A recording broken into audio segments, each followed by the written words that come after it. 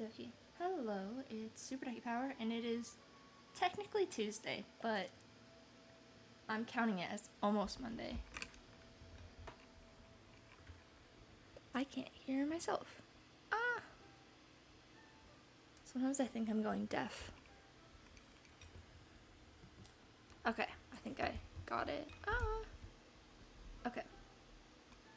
Seems good. Okay, we're gonna be playing Pet Simulator because I haven't played it in a while and it's very fun. And it was the first stream where I missed because my laptop does not like me. So yeah. Let's see. Rank rewards. Ooh, dang. No wonder people get so many diamonds if it gives you like 200,000 for that. Dang. Okay. Let's run this way. Oh, I already did that. I was waiting on a couple of pixel pets though, I do remember that. But let's check on my bank. Okay, I don't remember how much I put in. Collect interest. Okay, so I did have, okay, I thought I had interest. And I was not entirely crazy. That's cool. Jesus Christ. Okay, let's deposit some of that.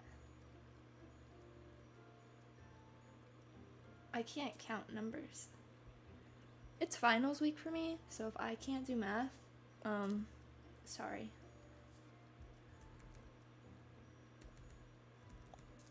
I think I have that much. Okay, let's see. Okay, I'm not crazy. That's good. Okay.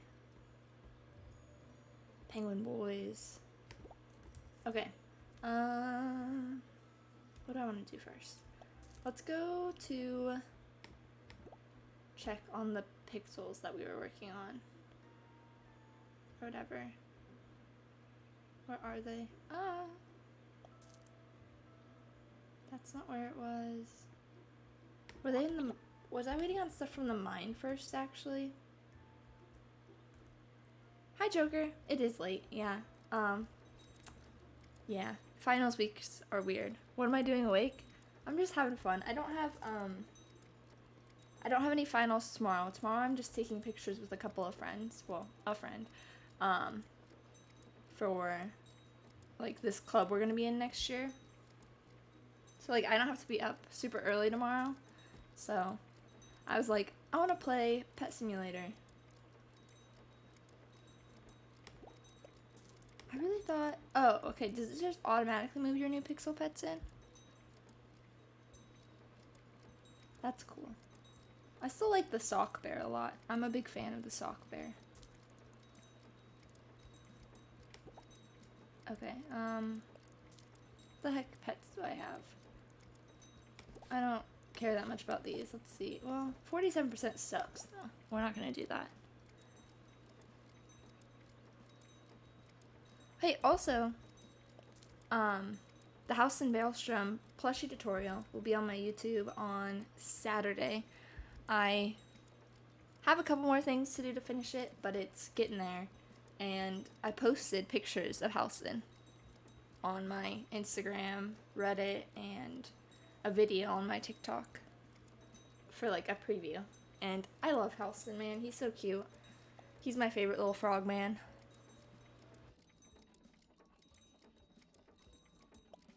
This probably won't be like a super long stream, by the way. I'm just messing around. I'm gonna stream hopefully tomorrow night, though, since I've been fighting my laptop for so long and it finally is being less dumb.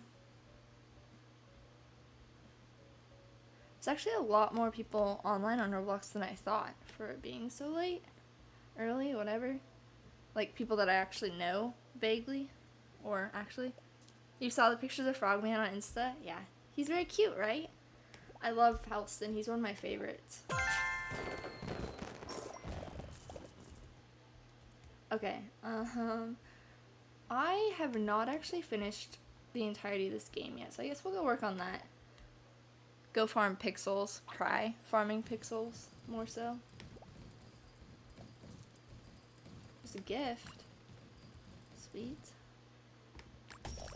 I forgot that I had it set to only send one at a time. How are you, by the way, Joker? How's it going? Also, I don't know why my voice sounds like scratchy today. It's just a fun thing, I guess. I haven't really done anything. I worked on video stuff and studying, and I think that's about it. I had a final in Italian. I had an Italian final. You're doing pretty good. Can't sleep, but we vibing. Nice. Yeah, I'm ready to be done with the semester. So ready. Ready for summer. I have one final down. 2 of my 6 classes are done. I'm done with them. I'm just waiting for grades and feedback and stuff. Tomorrow night I'll finish another one by turning in a paper. Wednesday I have 2 finals, and then I just have to wait for my final Friday, which will be my last one. And then I'll be done for this year. Joker, your brothers are over and are asleep, so you can't get on. Okay. Yeah, probably don't want to wake up your brothers, especially if they're still in school. Not cool to wake people up during school time. It's not cool to wake people up in general, but especially when they have things going on.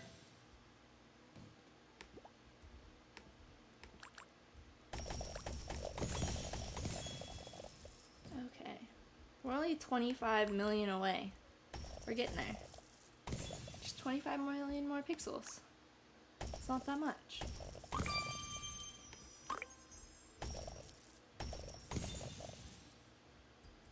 Okay. Also, I don't know if I mentioned this before, but while I'm on vacation next week, I'm gonna set a lot of things to upload on my YouTube. So there will be new content coming out on my YouTube while I'm gone. And I will log in to check on that. And I'll be on Discord still. I'm always on Discord. If anybody wants to chat or anything. My poor phone is getting blown up by Discord pretty frequently, so. Mostly I'm in like a few servers that they have so many announcements, man. Like there's one that I'm in that they're like a lot of Roblox devs working on this game, and they send so many updates as announcements. So they do the whole, at everyone, announcement, we've just finished this new update that'll be implemented in version 0.294, and you're like, okay, cool, do we need to know this at 4 a.m? And they're like, yeah, you did. I'm like, I don't know if we did, but thank you.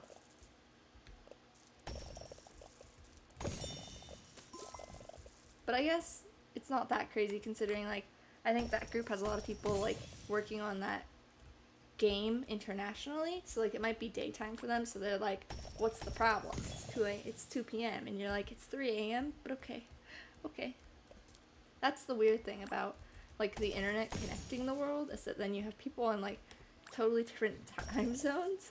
So, like, you might be, like, a nocturnal person over here, and then this person's like, it's the middle of the day. What are you talking about going to sleep? Joker, you've got a 7-day cruise in 18 days, 10 hours, so you'll be MIA during that time. Okay. Well, I hope you have fun. Cruises are, well, they sound fun. I've never been on one, but I don't know, I've been on lots of boats. Boats are cool. But, yeah.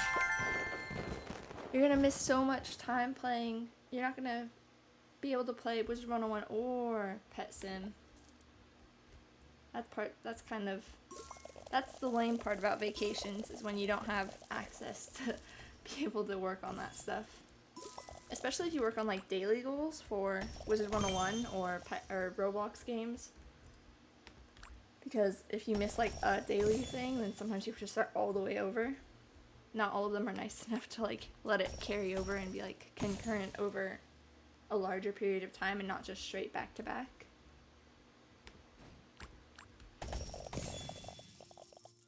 But, the videos that I have planned for... Hi, Aunt! How are you? Why are you doing the head shaky thingy? Emote, whatever. I feel like it's been a while. How are you? Yeah, how are you, Aunt? Is it because it's really late? Joker, your internet package supports social media, so Instagram, Snapchat, Twitter, Facebook, but not YouTube, Twitch, or Discord. Technically, those are social media, so that's weird. I actually have done some research into, like, the popularity of different social medias among, like, demographics for, like, school, because, school, research, stuff. I do a lot of, I don't like research for school, but I do it, because I'm supposed to. Anyways, YouTube is, like, the most popular social media in the world across, like, all demographics. Like, if you look at, like, the, distribution among different ages, different races, different sexes, genders, all of that, like, YouTube is the most popular. And you're dying by stress. Yeah. Is it finals week for you? Or just general stress? General stress gets crazy too. One of my friends, she works full time while we're in school, and she's going through it, man. She's going through it.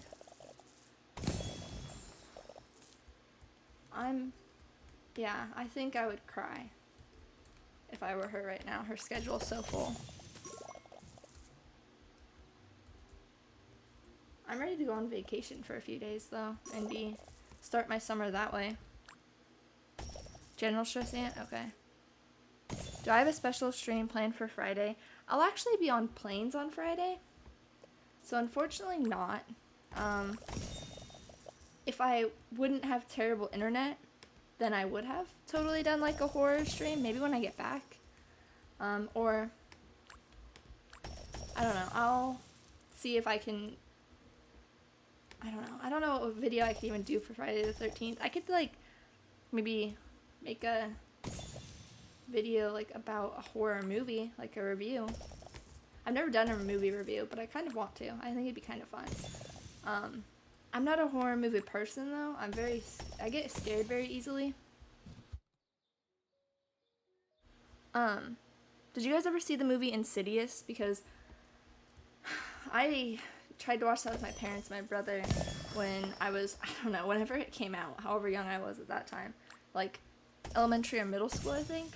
And it was terrifying. Like, I don't even think it's a good, scary horror movie. But to me, I was, like, traumatized. Not as much my brother, though, who he left, like, 20 minutes in. He was like, I'm not doing this. I cannot do this. And we were all like, dang, alright.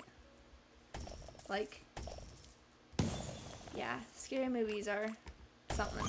I do like, the Purge movies are interesting, though, except for the last one.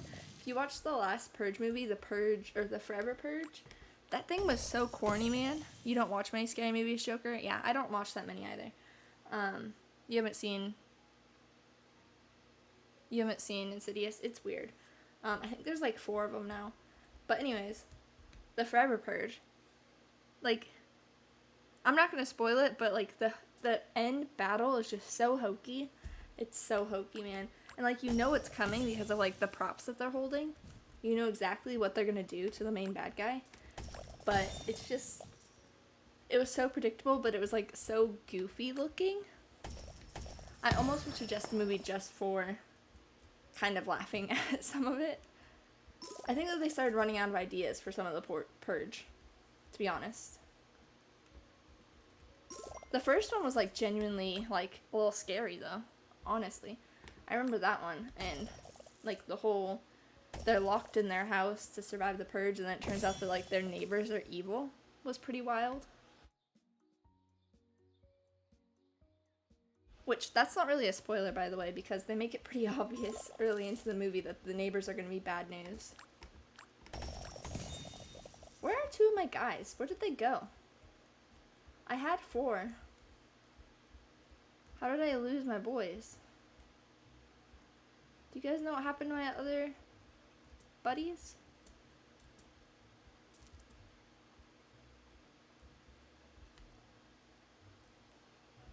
Okay, but what the heck? Maybe if I unequip and re-equip, they'll pop back up. Because I didn't even see them anywhere.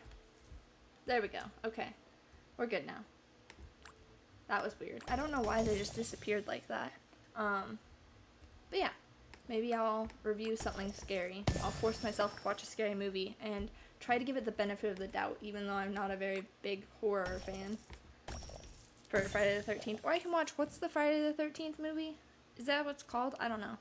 With like Freddy Krueger, I think it's that one. I'm not sure. I don't think I've ever seen it though, so I could watch that.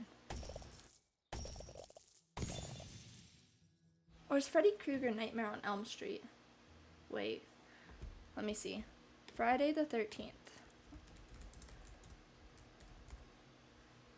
Friday the 13th is Jason Voorhees. Okay, it's Jason Voorhees. Oh, there's a lot of them. Jeez. Oh, there's a movie about Freddy versus Jason. I don't like Freddy Krueger's mask, face, whatever. Like, I've seen people at Halloween where his face is like a mask, and it gives me the heebie-jeebies. What the heck? Oh, no. Like, there was a guy who, when I was in elementary school, I was Sleeping Beauty this year for Halloween, but we were trick-or-treating, and this man was wearing the Freddy Krueger mask, like of his face, and he had, I don't know, he was just like hovering creepily, like we didn't know him. He just came up to our trick-or-treat group and was just like following us and like staring at us silently with his mask, and we were kind of like, can you back off, bro? And eventually he left, but it was chills, man. It was creepy. Joker, Nightmare on Elm Street is Freddy Krueger. Okay. Can you beat up Streamlabs?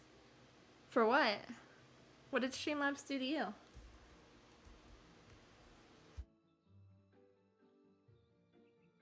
I mean, you can certainly try to beat them up. I'm not sure how you're gonna beat up a computer program, but you do you.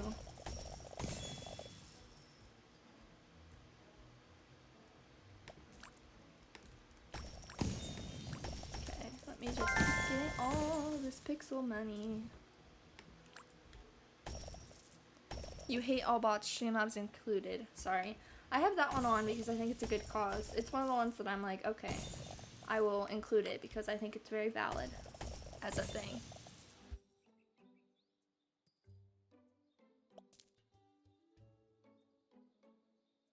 I don't think anybody's ever actually clicked the link that it's told me, but you know, seems like something to. Why did it just give me 18,000 diamonds? That was weird. I don't know why it did that. Okay. Hey, Joker, oh wait, no, you can't get online. Well, next time we're both online, if you want diamonds, I have like a ton now, so I could definitely give you some.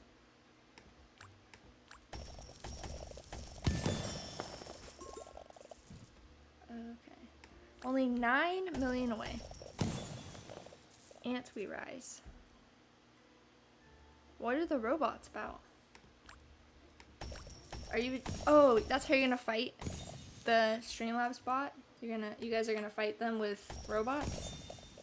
Or, Ant, are you the antithesis to Joker's fight against the bots? I don't have a CAPTCHA on my channel, so you could be a bot. And if you're a bot, I'm pretty impressed by your AI and the fact that you seem quite sentient. Joker, you can get online, but you'd have to leave stream. Well, if you'd like diamonds, you could do that. Otherwise, you can just keep chatting. Ant, you're a bot? Wow, you learn new things every day. Who programmed you, Ant? How'd they do that? That's pretty impressive.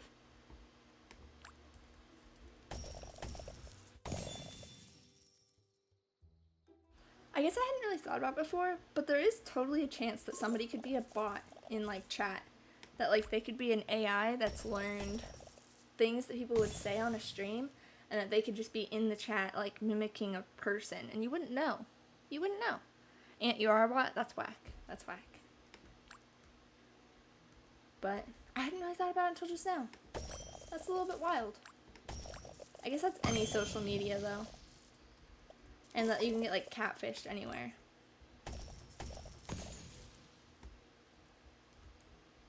But yeah. I'm just glad I haven't had anybody use me to catfish someone ever. One of my friends had that happen to her, where somebody stole her pictures for that. Diamonds can wait. You have a bank that gains interest, so waiting is probably better. Okay.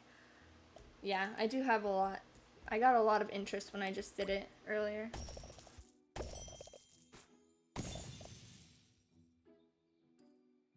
Yeah, no, but yeah, I don't know. Stuff's wild, man. Internet's wild. The internet is just like scary too, man. All the crazy things that can happen on there because of it. Oh, I have enough to open the door. Okay, we'll do that. Social media is a weird place, that is for sure. I never understand the people who send like thousands of dollars to somebody randomly online, like in the Facebook chat rooms. Like, have you watched the documentaries about people who do that? That, like, these obviously fake profiles, they're like, I'm gonna send you $20,000 because I love you. And then the other person's like, good deal. And then they get, like, ghosted. It's wild. Joker, we'll eventually both be online at the same time. True. We will. At some point. Maybe tomorrow. I might get online tomorrow if I have time.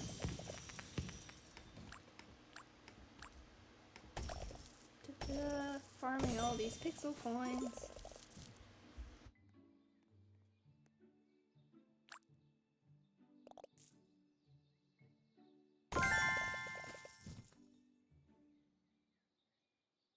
There's also like, I don't know if you guys keep up with TikTok and stuff, but there's like this new, they're calling it a mental health epidemic because, or social media epidemic, because a lot of kids on TikTok are starting to like believe they have certain like mental health disorders that like a psychologist will tell them that they don't have it, but they think that they do, and they post frequently about it online, and it's like a whole big issue. And it's just like fascinating how stuff like that happens, but also terrifying, to be honest. Oh, Joker, you liked my post, thanks. Joker, you need to play this more to get better pets, but you've been busy with other games. Yeah. It does take a while to do the farming in this game, so that doesn't, it's work. It's so addicting though. That's what like part of me was like, maybe I shouldn't play this game again because I get like sucked in, but it's also fun. And TikTok is amazing. I like TikTok, but it does cause some harm for sure. So does Instagram and Facebook, and every social media has its downsides for sure, but like TikTok is cool for like the fact that I feel like it's really blown up, especially because like it was timed well with the pandemic that like people were inside and they were like, what can I do? And then they started sharing on TikTok. I don't know, TikTok is interesting. Some of the filters are insane on there though. Insane. They're so realistic and like so well made that like sometimes I pause and I'm like, this is weird. Joker, it's almost 2 a.m. You're gonna try and get some sleep. Okay, thank you for hanging out and chatting and everything, Joker. Thank you for the wish of luck for stream and Pet Simulator. Have a great night. Hopefully I catch you online to give you some diamonds at some point. Maybe before you go on a cruise, so you can actually use them before however long you're on that cruise.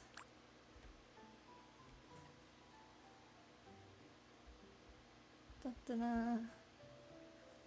My little pet guys are very slowly eating this chest. They'll get it eventually.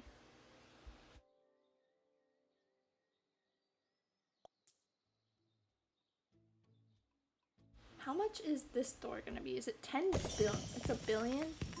Ooh, okay. That's gonna take a while. That's gonna take a while. Let me send a couple there. I'll get these crates while those ones go for another chest. Since the chests are valuable, but very slow.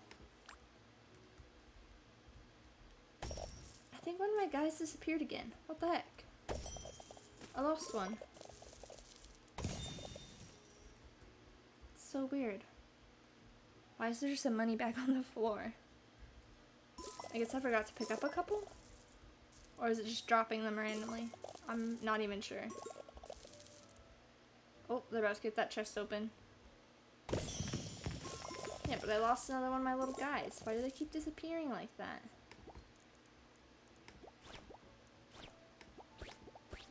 Okay, do I have all 4 again? There we go. We got all the 4 boys back. Okay. Da-da-da.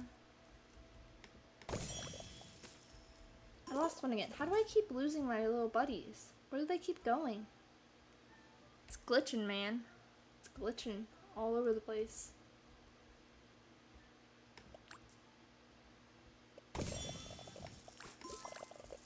So weird. I don't know why he keeps this, like, I keep losing 1 or 2. Pet Sim, why are you glitching today? Why? It's not nice.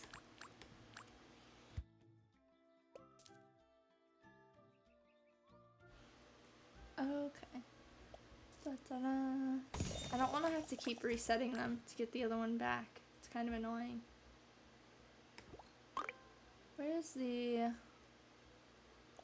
There's like that option to send them all together.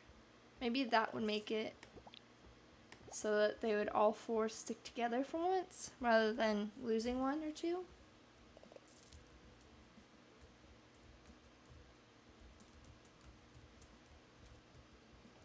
Da-da-da.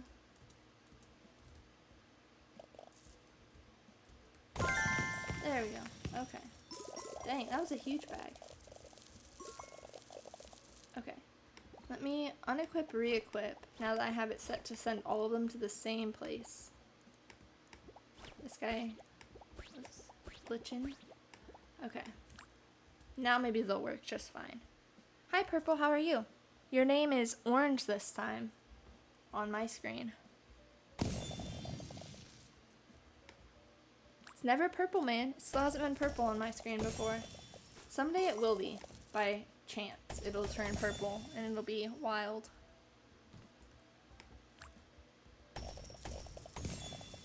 But today is not that day apparently, and unfortunately.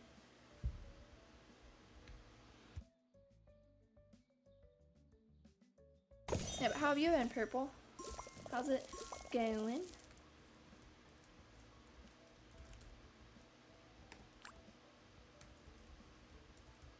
Gosh dang it, did I lose one again? Where do they keep going? Yeah, I only have 3 again. It's really hot today for you? Okay, I'm sorry. The heat is... Hey, it came back. I don't know what's happening with the pets that, like, I keep having 4 and then I have 3 and then I have 4 and then I have 2. It's glitching all over the place. I've had a good day. I don't know. I had my Italian final this morning. I think I did pretty well on it. I have a pretty good grade though, and I'm getting like a 2% overall extra credit boost because I did all the extra credit assignments, which took like 5 hours, but you know, probably worth it. And it was actually nice today outside, which was weird. Weather is very variable where I'm at, so like we'll have a crappy day like yesterday, and then today will be nice, and then the next day will be crappy again.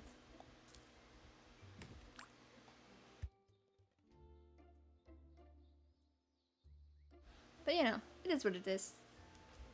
But yeah, I'm either excited or sorry for you that it was hot today, depending on how hot it was and whether you like hot weather or not. I'm very back and forth on whether hot or cold weather is better, because I stick by the fact that in cold weather you can always put on another layer to warm up, versus in hot weather you can't always take off another layer. There are limits. You do have like, at some point you get down to, you're just like, there's nothing else to take off. It's always freaking humid where you are. I'm sorry, yeah, humidity is the worst. Humidity is like, because it's just, you get all sticky. Stickiness from humidity is just awful. I hate it. But yeah, weather is wild, and it's probably just gonna keep getting hotter because it's barely into spring and summer. And yeah, I don't know. Hopefully at least it stops being stormy. That would help a little bit. For like a little while at least. Just a little bit of decent weather before we get into the super hot weather. you love the cold. Me too. I miss that part of Idaho, going in the mountains and going there in the winter, and you can like snowboard or sled or do this or that, and it's cold and there's snow everywhere. Yeah, I like snow. The cold is just better, man, for that kind of stuff. And again, you can always put on more layers. You can always turn on a fire. You can't do that when it's hot outside. Hot outside, like, you can put on the AC, you can grab some ice, you can grab whatever, but it's a lot harder to cool down than it is to warm up. Purple, it's usually always 60 degrees in your room and it's freaking hot at work. Yeah. Well, depends on where you work too, because like some places they turn their conditioner to specific temperatures to make people either stick around in a store longer or want to leave more or be more attentive. Yeah. I know that like also for like some schools, they actually practice this thing where they make the rooms colder on purpose. And the reason that they do that is because your body actually has you be more attentive when you're cold than when you're like warm. Like warmth makes your brain and your body be like, ooh, tired, don't have to pay attention, cozy. Versus like cold makes your body be like, ooh, we're on right now, what are we doing? So yeah, also, that's kind of a fun fact, because then, like, if you're taking a test, you should actually prefer a cold room, because you'll be more attentive than you will in a hot room, or, like, decent temperature room. Even if you're just partially more attentive, because you're, like, sitting there going, man, oh man, I am so cold, and I wish I had a jacket right now. Yeah, what is that emote? I don't even know. Let me click it. What does it called it? What does it call it? Not like this. I don't know who that is, but they're live. I like his egg emotes. Those are sweet.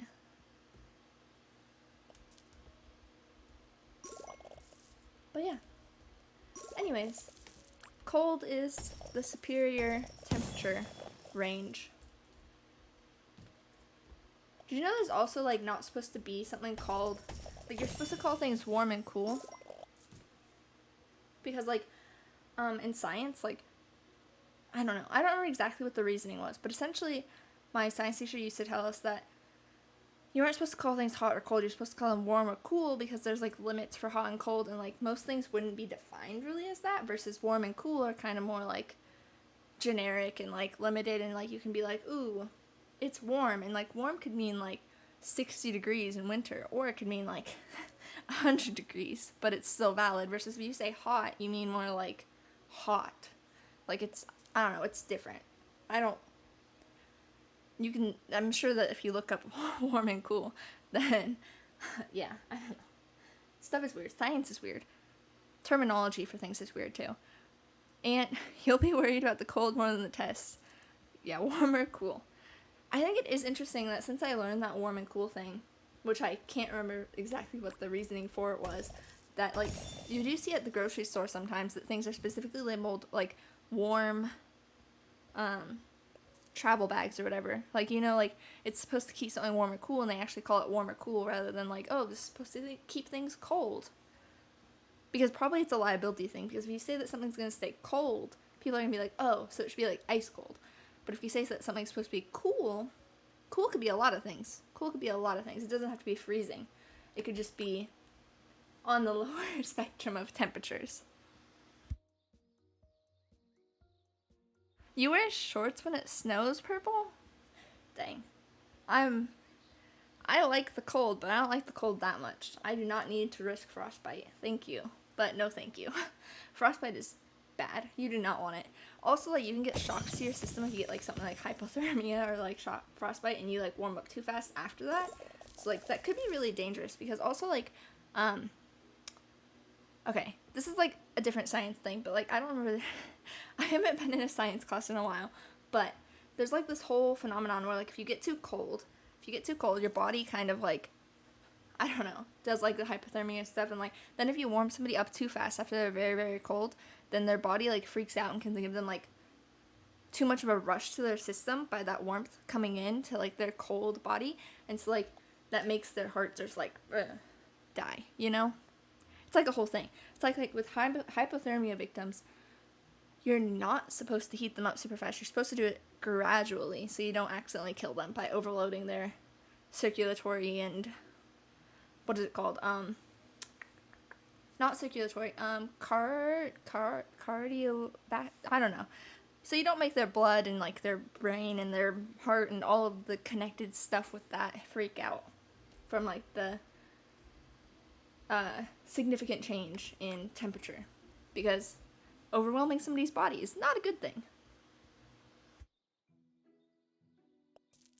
Purple, you're hot naturally. I'm not. I have iron deficiency all the time. It's a whole thing. I get like I've had iron infusions before, so I run naturally cold, and it's not great. I'm always wearing socks. And you wear hoodies on hot days. I do that sometimes, and then I immediately regret it as soon as I step outside. Like, I'll wear a hoodie because I'm like, oh, I'm not going to be outside that much today. It doesn't matter that it's hot outside. And then I'm like, I'm going to go shopping. And then I'm like, outside for 2 seconds to walk into the store. And I'm like, dear God, this was a terrible plan. What were you doing? So that's what, like, hoodies on hot days are fine if you're going to stay inside. But if you're going to go outside, they're not very fun.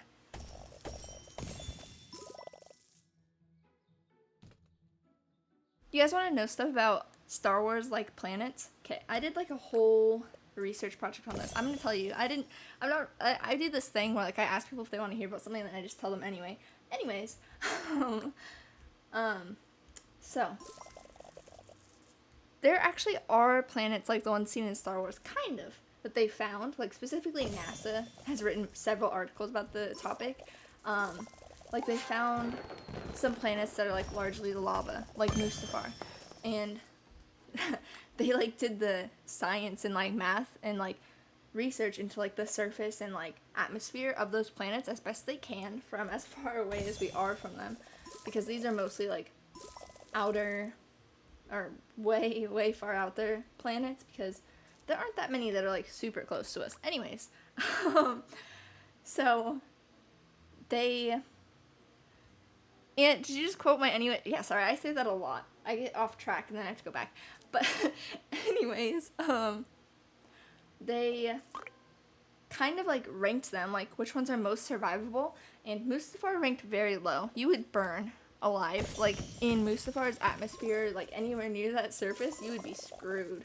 Like everything would be screwed. Nothing would live on that planet unless there was some really like crazy like little superbug guy that figured it out and like, you know, did some crazy evolution stuff to, like, survive, like, ridiculous temperatures. If you look at, I don't remember what the numbers were. They were crazy, though. Like, they did it in, I think that they did calculate it in Kelvin, because, you know, Kelvin is a science temperature. You don't really use Kelvin in daily life, but NASA does sometimes. But it was, like, a ridiculous number. Like, it was, like, it wasn't as hot as I think the sun or like any kind of star, but it was really hot. Like you would not survive. You'd be so screwed. They also looked at like a planet that looks like Camino, which Camino was actually interesting. This was actually I think it was MIT. Don't quote me on this, but if you look it up, then MIT did like a model of a planet like Camino. Like they found a specific one that then they built the model based on. So it was essentially a planet that was completely covered in water. Like it was basically just water. Not like Neptune. Neptune's not really kind of like this. This is like different a little bit. But they found that you wouldn't survive on that either. Like I don't remember exactly what their reasoning was, but for some reason Camino would also not be hospitable to people and most animals. Maybe just because of the lack of land would make it really hard to settle on it. I can't remember. And a few other, there were reasons. I think it was also something about like the ridiculous storms that you would find on a planet like that. Like if you lived on Camino, you know how our oceans control a lot of the weather on Earth? Well, imagine that your planet was entirely ocean.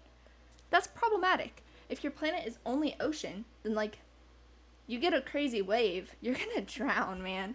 And there's no land for you to scramble up onto. Maybe you have a spaceship that can land in water, that like you could stay in your spaceship. But with the severity of the storms and the waves on that planet, it would just get nuts. You'd be in trouble. Purple, you don't understand how a lot of girls wear hoodies when it's hot. Like no way you would die. through suffering. That's how you wear hoodies when it's hot and you regret it. It's mostly if you, what the heck? Oh, I'm like number 1 on the server. There's only 3 people here, so that's not that crazy, I guess. Anyways, back to Star Wars like planets, because I had like a 10-minute speech based on these. But anyways, okay. So you couldn't live on Kamino, you can't live on Mustafar. So what about the other Star Wars planets? Okay. To live on like a planet, well, Endor's a moon, but we're gonna call it a planet for the sake of this conversation.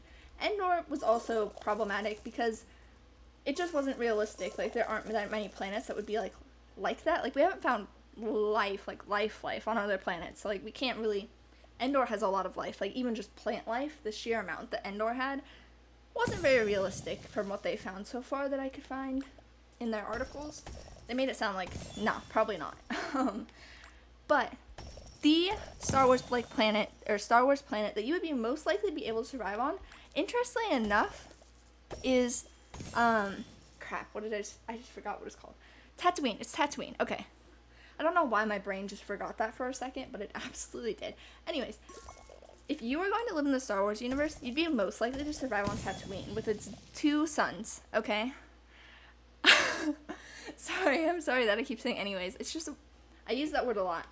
So yeah, Tatooine is the highest probability of survival would be on Tatooine, because desert planets are the closest to Earth in survivability terms, and hospitability, habitability, whatever. Synonyms, man. But if you were in the Star Wars universe, you would want to look for a desert planet with your little spaceship. You'd want to fly to one of those, because on the other ones, you are screwed. Like, ooh. Okay. You know Bespin. Bespin is mostly a gas giant. Like, it's like a gas giant. Like, it's more like, I think Jupiter's mostly gas, right? Jupiter or Saturn is mostly gas. I can't remember off the top of my head. One of those is like a gas giant, though. I think it's Jupiter. I don't think we know what Saturn is for sure. So yeah, I think it's Jupiter that's a gas giant. We probably do know what Saturn is. I just don't right now when I'm trying to think about it. But Bespin, as a gas planet, also incredibly unrealistic. Even if you're going to live in the sky, like, the probability of people surviving on Bespin is, like, very low. You would not want to live on Bespin. You want to live on Tatooine or Jakku. The math also showed that Jakku, just desert planets in general, are the most realistic. So, really, when they're like, you're looking at Star Wars planets, and you're like, man, I'd want to live on Bespin. I'd want to live on Hoth. Oh, Hoth is also a problem. Hoth is too cold. People would die on Hoth really quickly. We'd be very screwed on that one. It's got the same problem as Mustafar, but reversed, as you would guess. Mustafar burns you alive. Hoth, you like freeze instantly. You get hypothermia, whatever, you're dead. Those two, you're dead. You're just absolutely screwed. So yeah, Jakku, Tatooine, you're good. You're mostly cool, you know? You're gonna have to find a little bit of water somewhere. Maybe you're gonna steal it from, you know, the crazy ocean planet of, you know, one of those bad boys. But yeah, you do not want to live on the super hot, cold worlds. You want to live on Tatooine. That was your very quick rundown of Star Wars like planets that we found, or NASA found. I'm not going to take credit for NASA, but I read a bunch of their articles about it.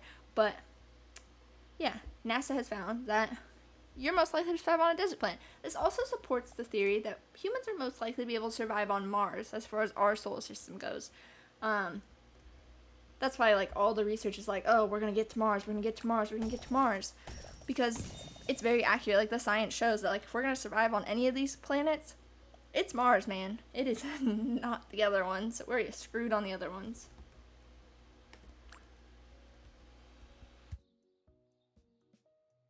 But yeah, it's really interesting, though. If you look up Star Wars planets, real Star Wars-like planets, yada yada, and NASA, you'll get tons of articles about it from NASA themselves and from secondhand resources that cite their and other researchers' articles and published peer-reviewed stuff and just blog, like, scientist blog posts, all those kind of things. But yeah, it's really interesting. It's a really interesting topic to think about, like, how realistic Star Wars is in terms of whether we would actually have any chance of survival on the planets shown in the films. And the answer for all but the double sun desert planets is no. We would not. We would be dead. Yeah. It's a whole wacky, man. Science is crazy. I can't believe that, like, they can figure out the atmosphere of planets that are, like, seriously light years upon light years away. I don't understand.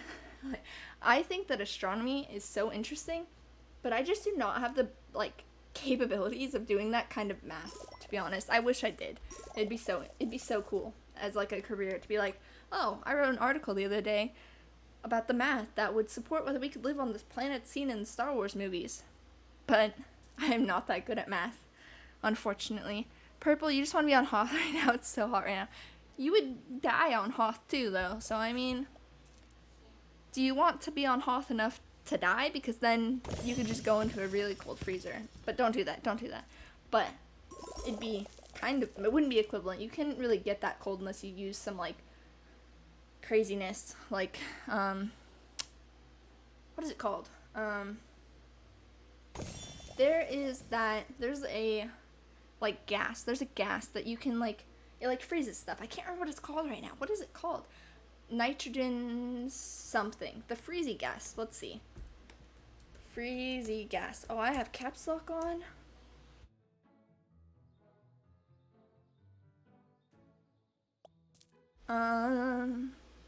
I'm not looking for a freezer. Thank you, Google. Liquid nitrogen. Yes, liquid nitrogen would be how you could simulate Hoth and, you know, die. If I was given, oh yeah, sorry about the ads. They do that. Ants, if I was given a chance to go to Mars, would I? Depends on the terms of going to Mars.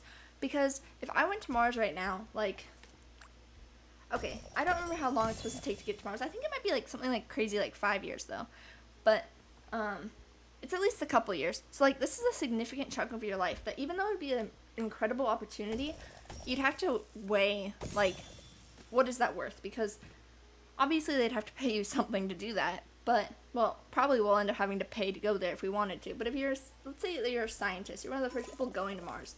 I feel like the pay would have to be significant, and you'd have to be able to not miss too much of your own life. Because let's think about it. Let's say that, like, a trip to Mars, you were going to be gone for 5 years. You wouldn't be on Earth for 5 years. What happens in 5 years? Well, let's see. Let's go back 5 years in my life. Okay, so I am currently, I'm almost 20 years old. So if we go back to when I was 15, I was just barely starting high school. The amount of things that have happened between 15 and now, they're extensive. Like, I know people who have had babies. I've seen my cousins grow up. I've seen my sister graduate. She's about to graduate again. I'm gonna see my brother graduate. I'm almost to graduation. I'm only a year out. I've seen weddings. So, like, it kind of it depends. I would consider going to Mars, but,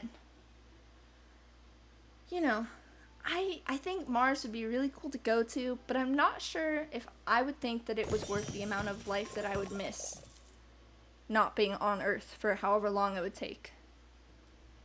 Because I think that it would probably be gone for even more than 5 years. So it depends on how crazy the trade-off. Because also it would depend on, like, it depends on when I was asked. Like, if I was asked right now, okay, so I'm about to be 20, so I'd be 25. Let's say I'd be 25 when I got back to Earth. How much is going to happen for most people between the years of 20 and 25? Quite a bit. Like, if you think about it, 5 years from now, 25, plenty of people are married, have kids, yada yada, by the time they're 25. Like, if I went to Mars right now, I wouldn't be. I'd come back and I'd be still finishing up college. I'd be 5 years behind all my friends, you know? So, it's a whole big thing. But I'm not smart enough for them to ask me to go to Mars anytime soon. So I don't really have to worry about it, at least. Purple, if I said anything you didn't hear because of the ads. Yeah, sorry about the ads. They do that. It's so then there's not pre-rolls. Yeah, I don't know. But Purple, you said you're more into mythology than astrology. I wasn't talking about astrology. I'm not very much an astrology person.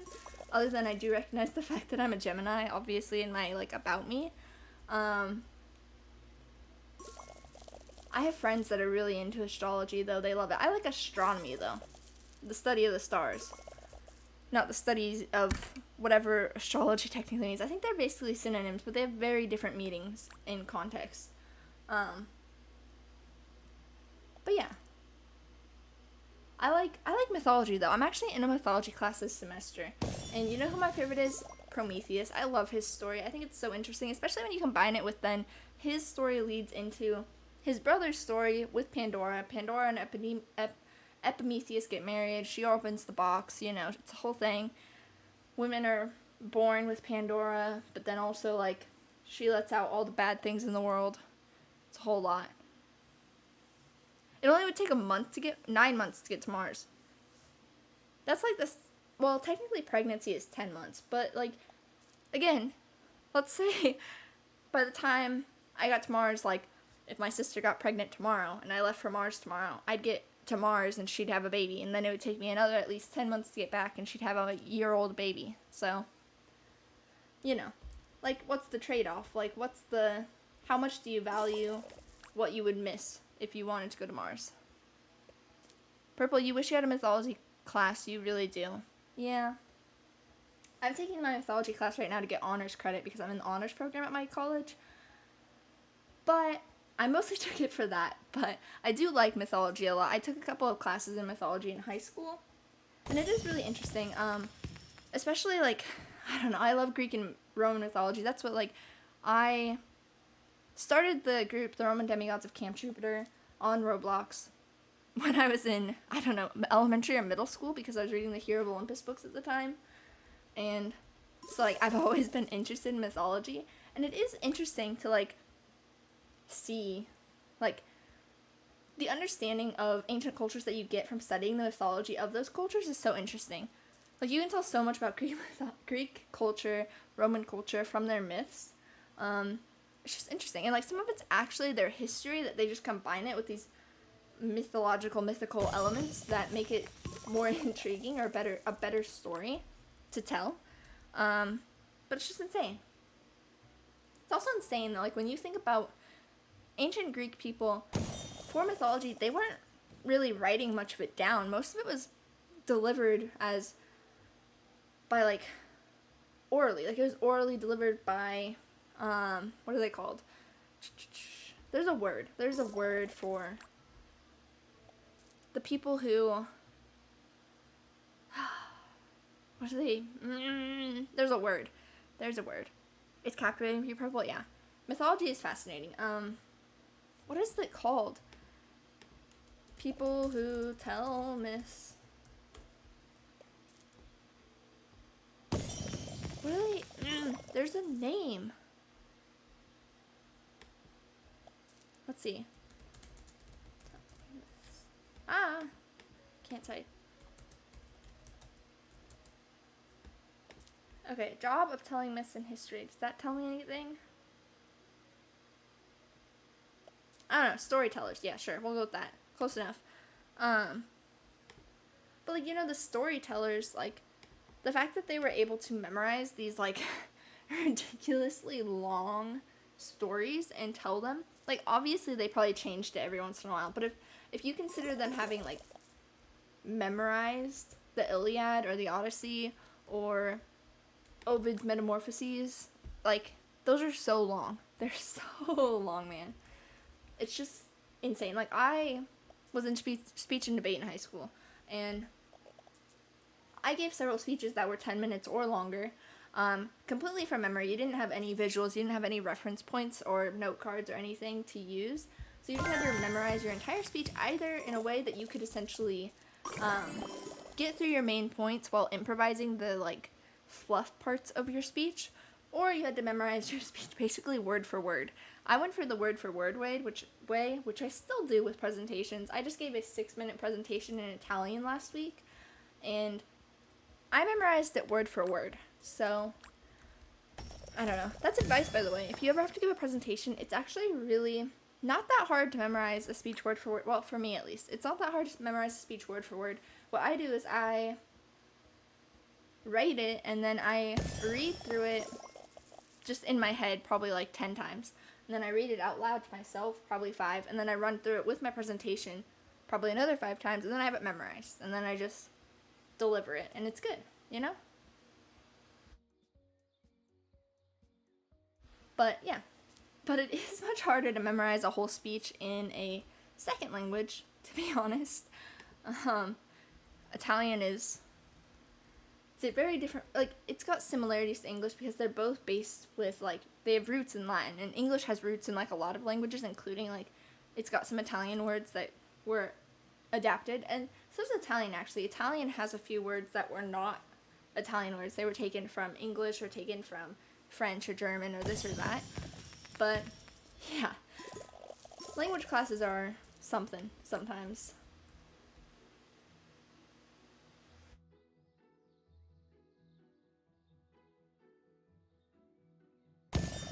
But yeah, I can deliver 6 minutes of a speech about the Amalfi Coast in Italy in Italian, which is kind of a fun fact.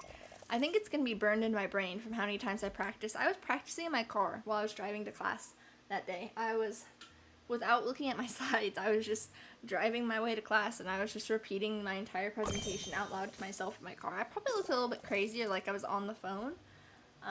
Hopefully I looked like I was on the phone, because yeah, I also use a lot of, like, hand gestures. You guys can't see me, but I use my hand. I'm, like, very much, like, I speak with my hands. I'm one of those people.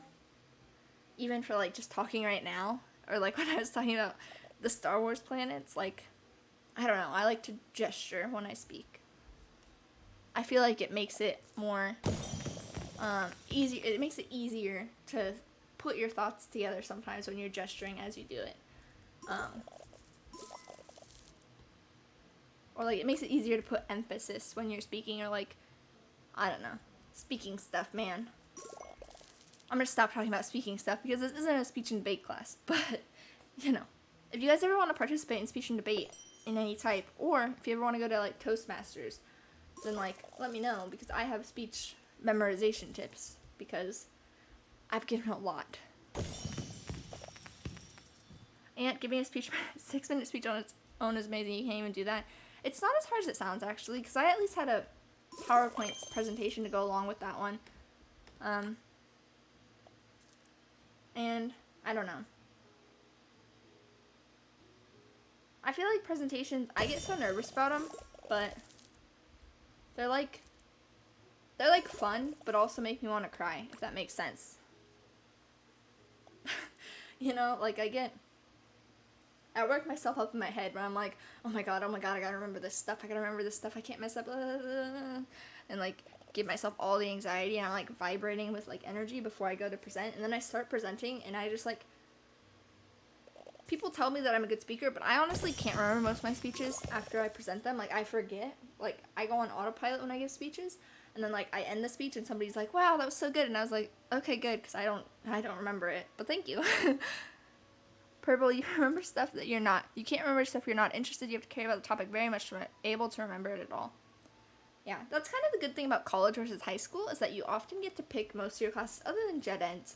So, in theory, if you pick a major that you like, any topic you're going to end up talking about, you're probably going to like on some level or be interested in some level, which will make it a lot easier.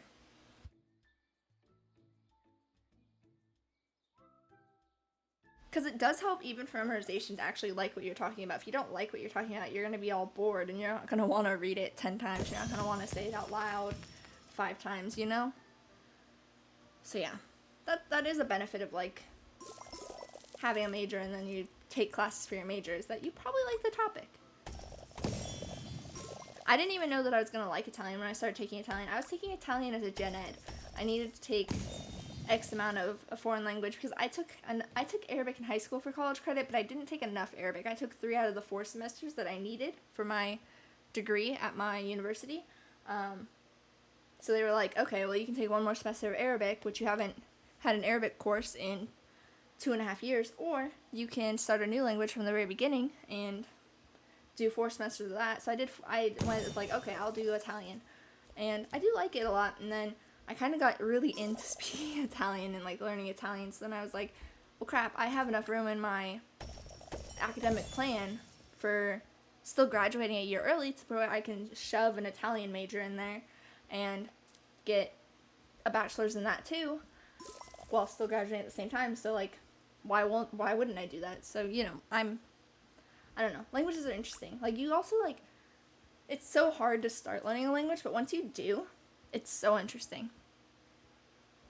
I think everybody should try to learn at least one other language in their lifetime. Learn a second language, just because once you get past the initial hurdles, you get into it, man. And it feels so cool to be able to watch, like, an Italian TV show and you understand, like, maybe not everything they're saying, but you understand a good chunk. Like, you know that even if you took the subtitles off, you'd understand maybe, like, the gist of what they were saying, which is really fun.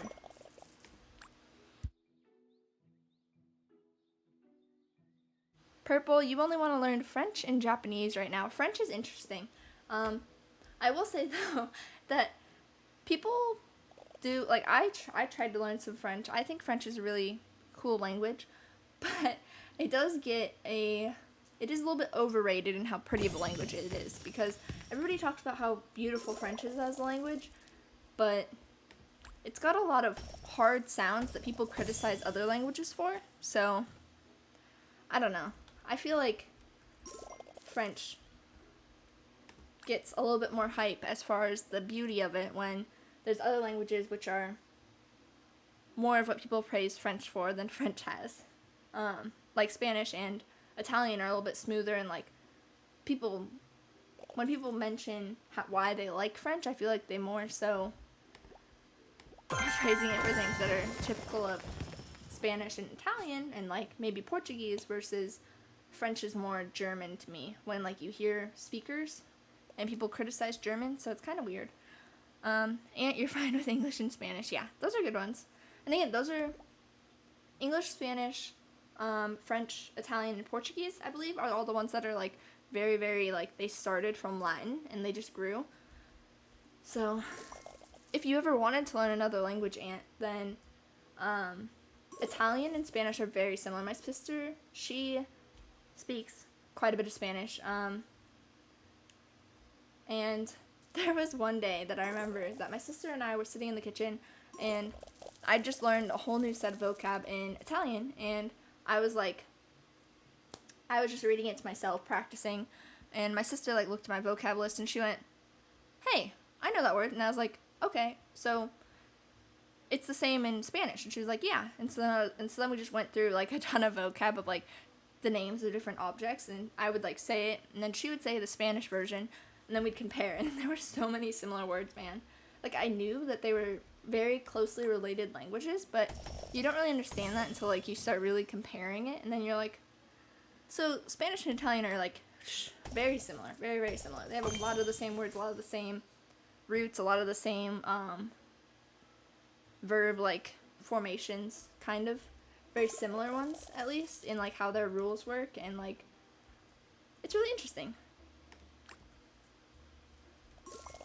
Like, probably if I gave my Italian presentation, Aunt, you'd probably like be able to pick out the gist of it from your Spanish knowledge. You'd be like, "Oh, okay, I know that word," or "I know the Spanish equivalent or Spanish word that sounds the exact same." So if they are the same, then they probably mean the same thing, and you'd get the gist, you know?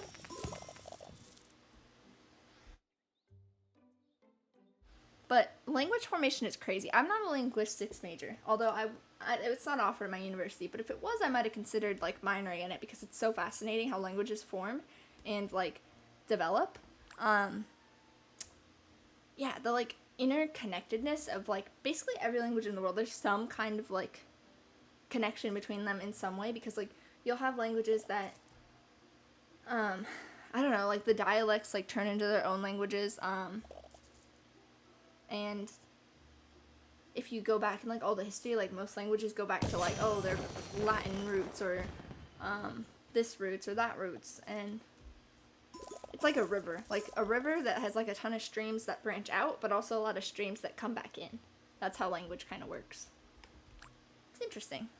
I tried to write a presentation about the way that languages form, and it was it got too complicated for me, unfortunately, and I didn't have time to devote to it. But maybe I'll try to make like a YouTube video explaining it, because it's really interesting to learn about. Like, even Arabic has some like very similar things to Italian or to English.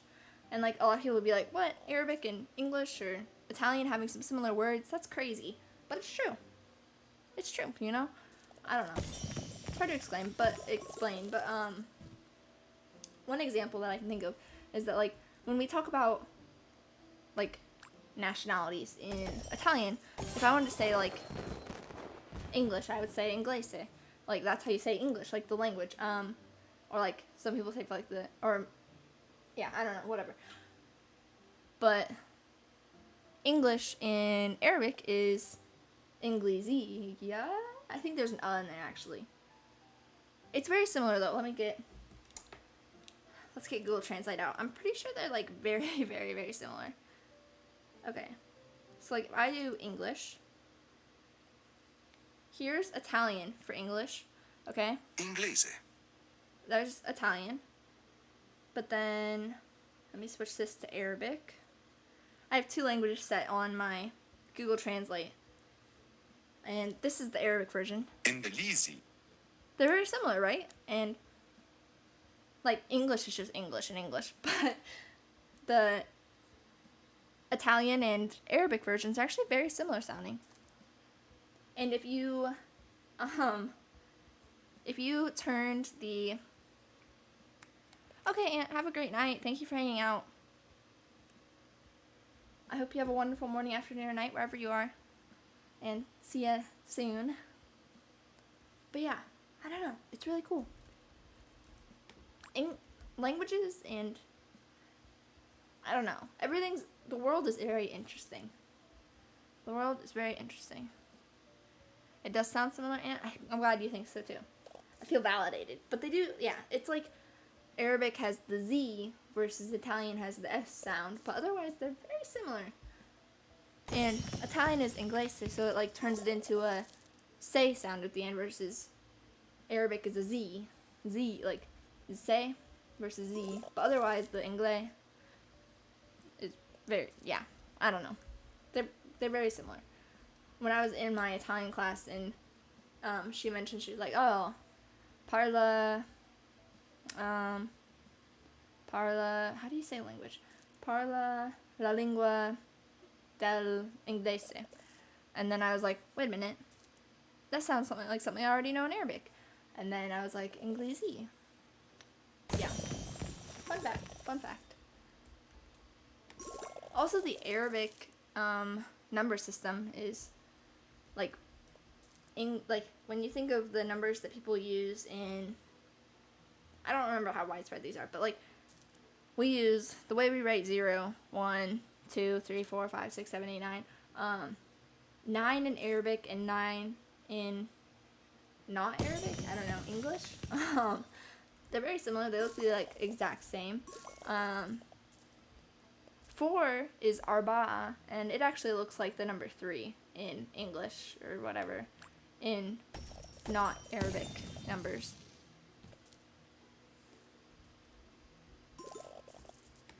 And then 1 is 1 still. In Arabic, you denote 0 with just a like a dot in the middle, which is kind of interesting. It's still like a circle kind of, but different. What else is there? I think that's the only, well, trying to think now of what the numbers look like in Arabic. I don't know. There's some similarities. I'm pretty sure that the numbers that we use in like America now are derived from the ones that were found in Arabic, which I think Arabic numbers are actually found in like Sanskrit, I want to say. Let me see. Numbers. Yeah. It's probably Sanskrit. Ah! Why can't I type? Arabic numbers come from Hindu. Well, they come from Hindu Arabic numerals.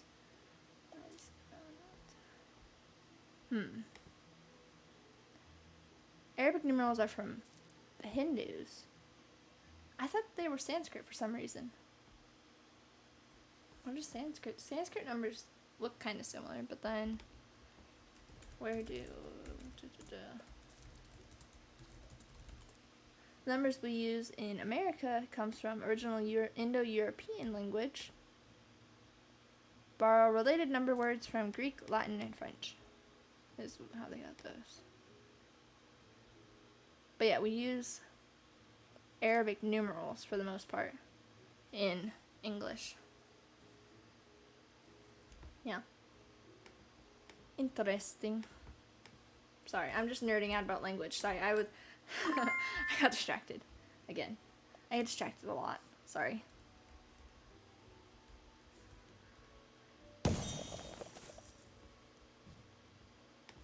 How close am I to this 1 billion pixel coins? Not very. Okay.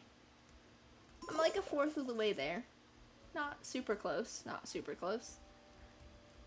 I do get I've been getting very distracted though.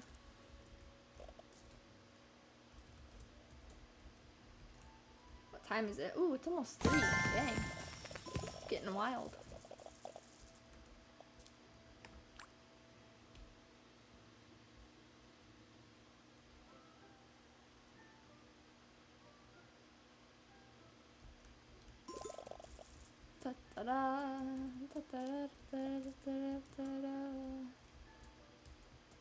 I should practice my Arabic more. It is a really cool language.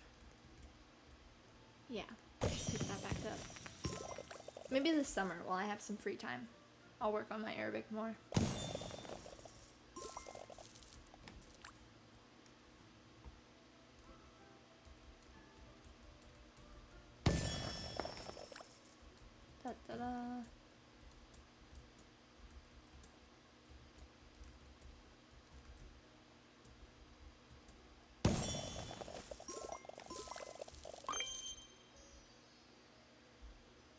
Purple, it's fine, it's very interesting and nice listening to how enthralled you are by it. Okay, thank you. Yeah, sorry, I go on tangents when I get excited about things that even if I just know vaguely what I'm talking about with them, I get excited. Yeah.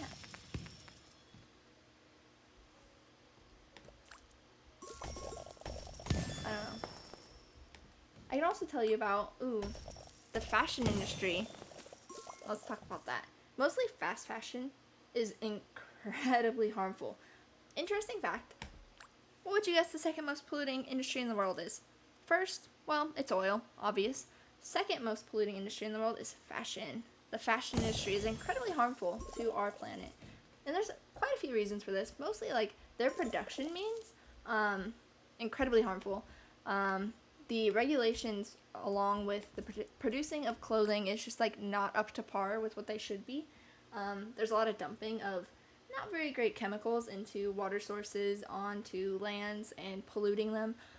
There's also an issue of fast fashion. Okay, fast fashion is the making of clothes which are not high quality, so then you use them for as long as you can, but you don't get that many uses out of them. After a few washes, they kind of start to fall apart, so people get rid of them, and they replace them. But people seem to think that this is okay, because most of the fast fashion clothing that they would buy is very trendy stuff that you might not be able to wear for more than a few months before it goes out of style anyways. People are like, oh, this shirt was cute, like, last summer, so I can just throw it away anyway. Who cares that it fell apart? But if people keep thinking that and they keep buying from brands like H&M or, Shane or whatever, Shine, things that are, like, very low quality clothing, very low quality materials, that are meant to, like, not last very long and just be disposed of after being worn for a very short amount of time, then that creates more demand for more of those clothes because you have to replace your clothes, And you might not want to shell out the prices of higher quality material clothing, so you just keep buying and buying and buying all of this fast fashion, these fast fashion articles of clothing, and then unless you're donating these or selling them, then they're not getting reused, they're going to the landfill. And when they're going to the landfill, well, it's just continuously producing this large amount of waste that we can't really do much with.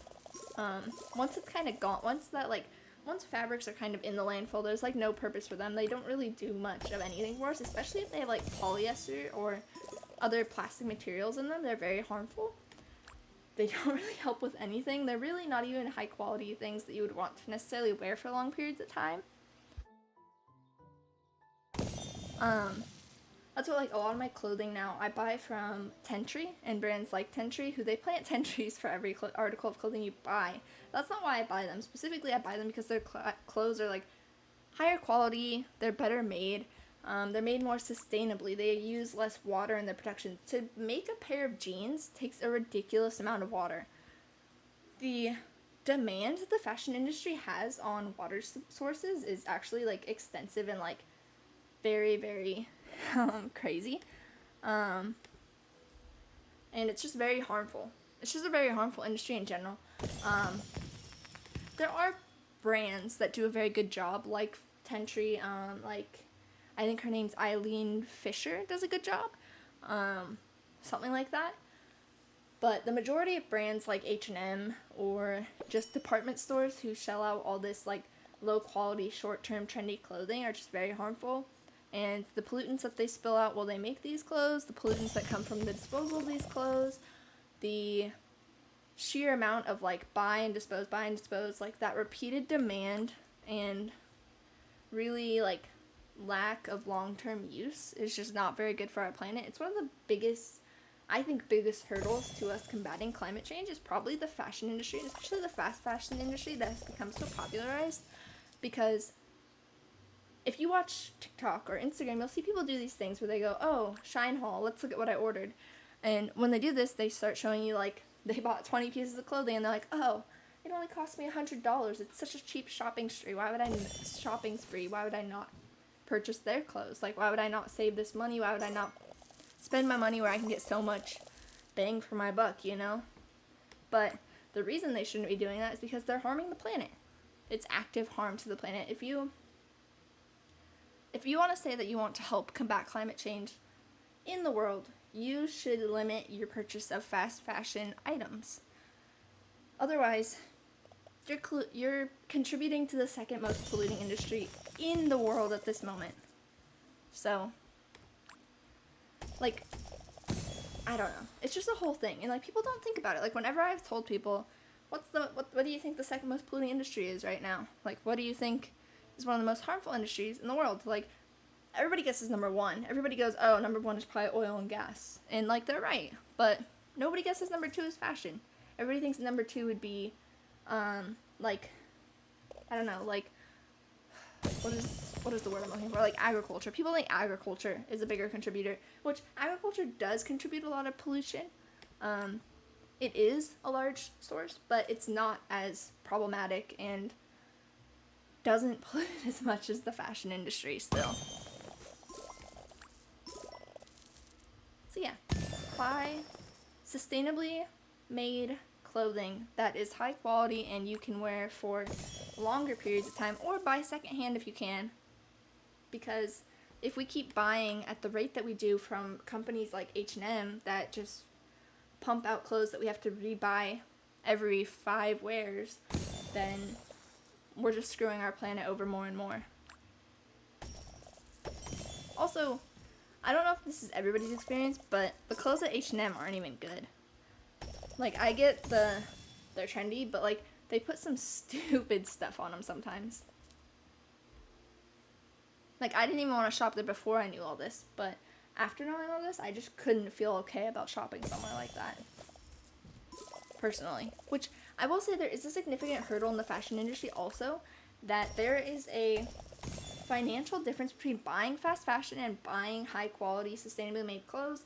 If you want to buy a t-shirt from Tentry, that Tentry shirt is going to cost you $30 minimum, unless it's on sale. Versus if you want to buy a shirt at H&M, you can get, like, maybe 3 or more for that same price. So people go for H&M because, again, that whole idea of, like, bang for your buck, why would you not want to get the best deal? But is it the best deal when it's going to fall apart after you've washed it for the 6th time, versus if you buy the more expensive shirt, it's going to last you 10 washes. But it also is a hurdle to the fact that there's this whole economic idea of the cost of being poor, which is really interesting if you read about it, and like you can see in everyday life in application, not just in theory. It's not just a theoretical concept, it's one that you can actually see happening. And the idea is basically that, let's say you wanted to shop, if you were going to buy paper towels, okay, you have enough money to buy, you have $10, let's say.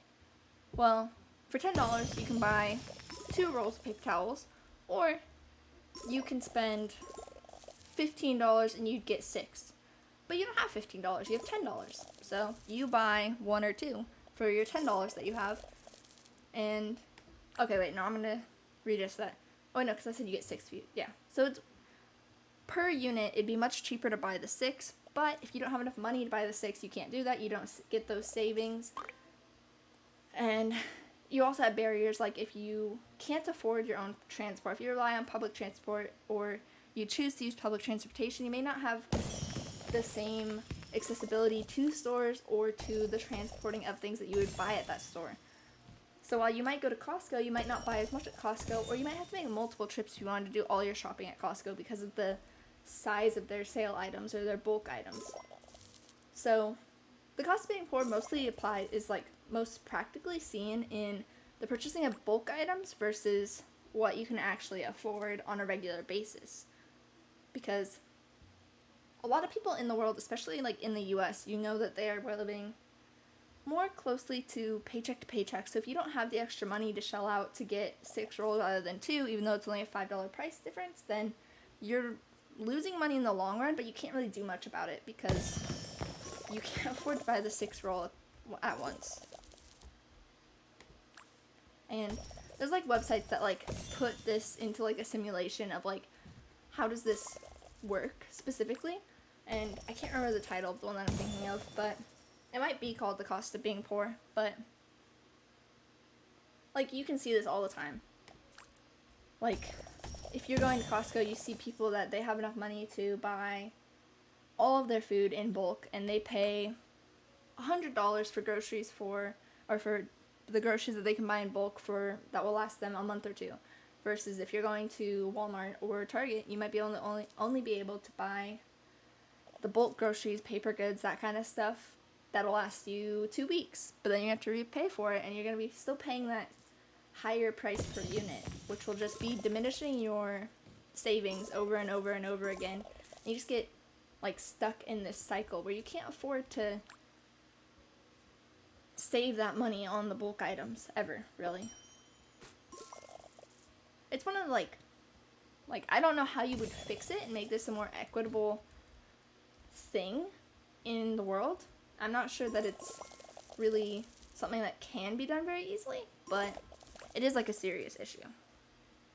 But it also, this applies to like how fast fashion has become so popularized and so ingrained in, I'm going to use the US as an example for the most part because that's where I live, where people, they might be able to afford a higher quality clothing item that's going to last longer. They might be able to buy better shoes that are going to last twice as long, but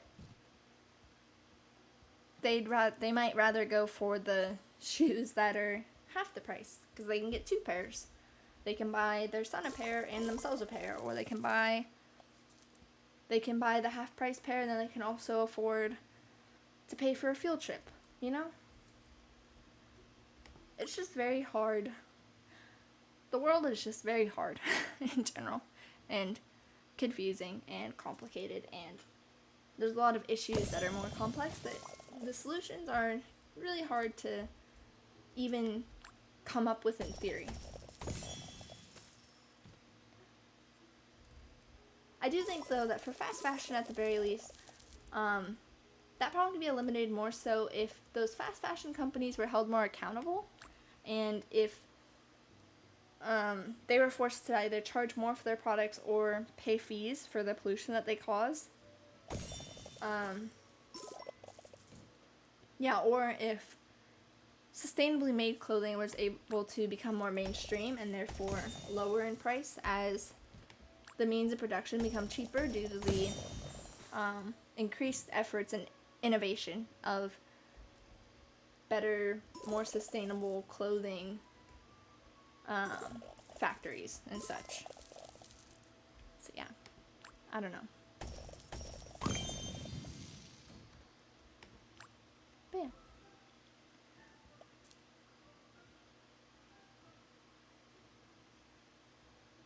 That was also like a really long thing about fast fashion, but it's a really interesting topic, and it is a very, very, very big contributor to climate change, which is bad. We don't like climate change. Climate change is not good, and very, very scary.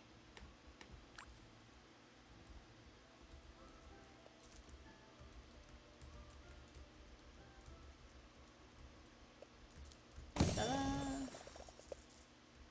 Tons of pixel coins.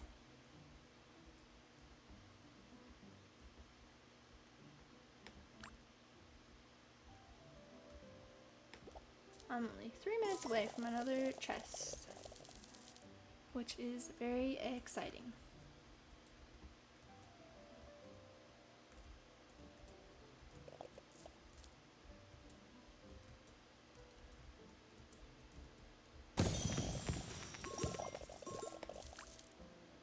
Da-da-da. I think I might be done for tonight after I open this next gift thing, time gift, in 3 minutes, because it's like 3 a.m. So I probably should go to sleep.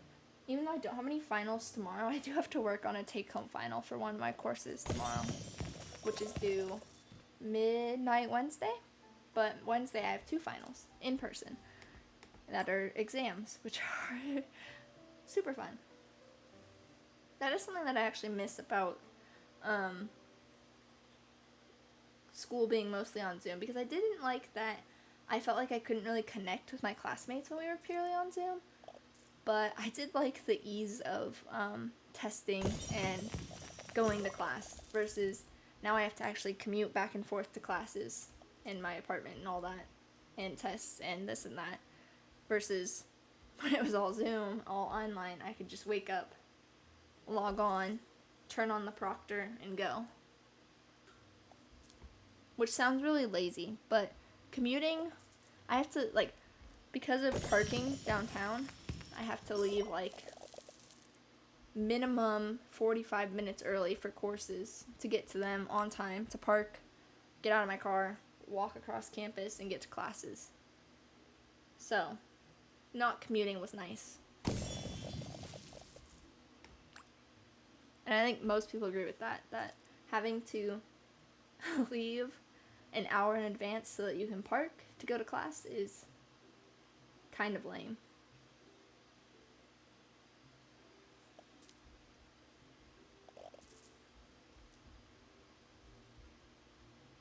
We're almost halfway, well, we're kind of almost halfway to the number of pixels needed to open this next area.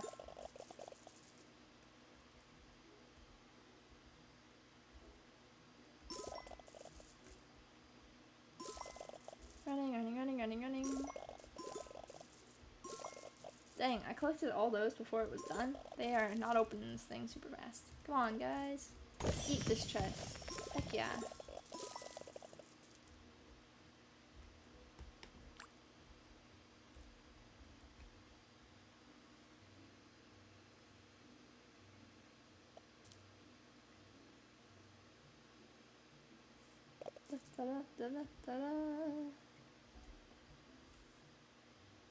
Man, ow, my wrist just popped. That hurt. Man, I was gonna say, collecting these pixels is taking forever.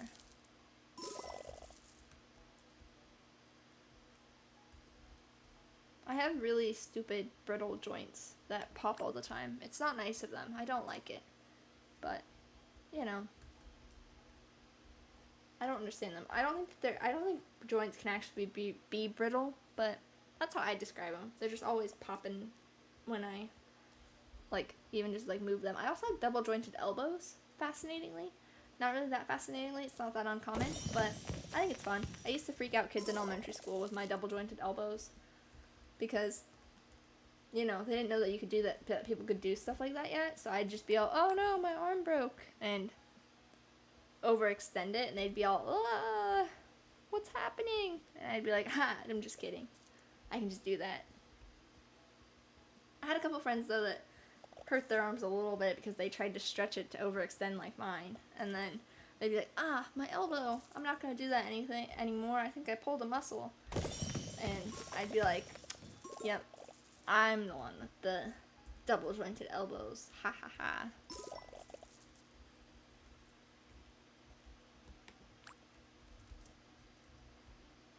I still do that sometimes. But I also, the thing that's kind of annoying about the fact that I have double jointed elbows is that I don't really notice when they overextend, whatever you want to say. So like if I'm taking a picture and like I stretch my arm in any way, like I naturally hyperextend my elbows. So then in pictures I just have my elbow facing, like bending the wrong way, and people are like, and then I have to take a new picture. So that part's a little annoying. That is the downside of double joints. So, yeah, fun fact. Okay, let's open this time gift. Da-da-da. Dang, that was a lot.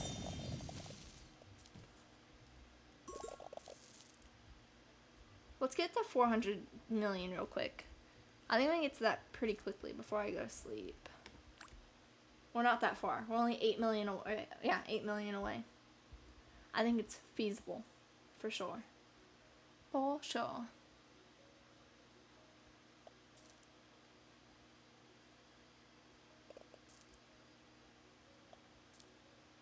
We'll see how much this is. I'm up to 395. That's 3997. Oh, there we go. 400 million. Almost halfway to getting to the final area. And getting to that giant chest that's probably going to take 20 minutes to open by itself. Okay, I'm going to go to bed though, because my tongue is getting all kinds of tied while I'm speaking because I'm tired. Thank you for hanging out. I hope you guys have a wonderful morning, afternoon, and night. Thank you for chatting, watching, lurking, all that. I hope you have a wonderful morning, afternoon, or night, wherever you are. And I might get on tomorrow if I have time. I hope so. But otherwise, I might have time middle of the day, Wednesday or Thursday. But then I will be on vacation until next week. Yeah. Hope you guys have a wonderful bunch of finals and start of summer. Bye-bye.